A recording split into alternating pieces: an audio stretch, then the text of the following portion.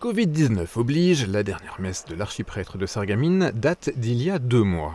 Avec les annonces de la possibilité d'une reprise de la vie cultuelle en France, il doit désormais se pencher sur comment organiser sa première cérémonie d'après-confinement. Ma réflexion, que j'ai pas encore, qui n'est pas complètement aboutie, c'est je pense qu'il faut être raisonnable et recommencer doucement en s'appuyant plutôt sur les deux grandes églises, les deux plus grandes églises de Sarreguemines, à savoir Saint-Nicolas où on se trouve et puis le Sacré-Cœur.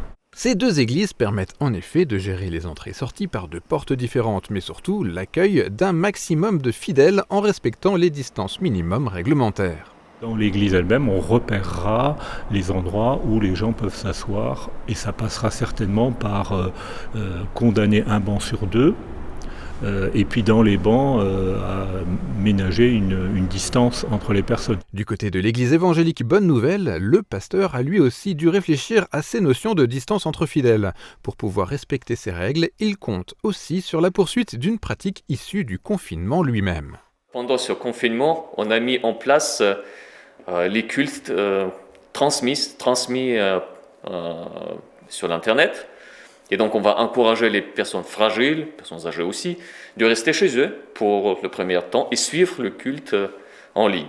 En cette période de déconfinement, il y a ici une envie d'être exemplaire, les églises évangéliques ayant souvent injustement été mises à l'index en début d'épidémie. Une réflexion sur les équipements nécessaires à la bonne tenue de la cérémonie que l'on retrouve aussi à la synagogue. On s'arrangera pour qu'on n'ait pas besoin de toucher les poignées des portes. Et évidemment que les gens ne sortent pas tous en même temps, toujours pareil en respectant les mesures barrières.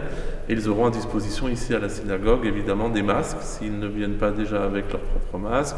Et il y aura du gel hydroalcoolique. Il faudra de même parfois adapter la cérémonie pour prendre le moins de risques de contamination et propagation du virus, notamment du côté des cérémonies juives et catholiques. Durant les offices, et notamment le Shabbat, le samedi, le point culminant, c'est la lecture de la Torah. C'est donc un rouleau de parchemin que l'on sort. Et généralement, donc déjà dans un premier temps, les fidèles ont l'habitude de l'embrasser lorsqu'ils se trouvent sur le passage du rouleau. Évidemment, ça sera proscrit. On n'aura plus le droit d'embrasser le rouleau. Puis après, au niveau de la lecture du rouleau, là, on a déjà beaucoup réfléchi comment faire pour que les personnes n'aient pas de contact physique avec le rouleau. Là, techniquement, ça va un petit peu déboussoler nos fidèles. Le moment le plus délicat dans tout ça, ça va être la communion. Alors j'entends des propositions et des formules assez différentes, des propositions qui me semblent assez irréalistes à mettre en œuvre, c'est-à-dire qu'on distribuerait la communion en utilisant une pince à sucre pour prendre les hosties. Ça me laisse... Voilà, moi j'ai du mal à voir comment on peut mettre ça en œuvre. Mais l'une des questions principales reste encore sans réponse. Quelle sera la date choisie pour cette possible reprise ? Le gouvernement a initialement annoncé que ce serait le 2 juin, mais cela pourrait être plus tôt afin de célébrer certaines fêtes religieuses, la fête catholique et protestante de la Pentecôte le 31 mai, la fête juive de Shavuot les 28 et 29 mai, ou encore la fête de l'Aïd que les musulmans fêteront le 24 mai. La décision doit être prise cette semaine.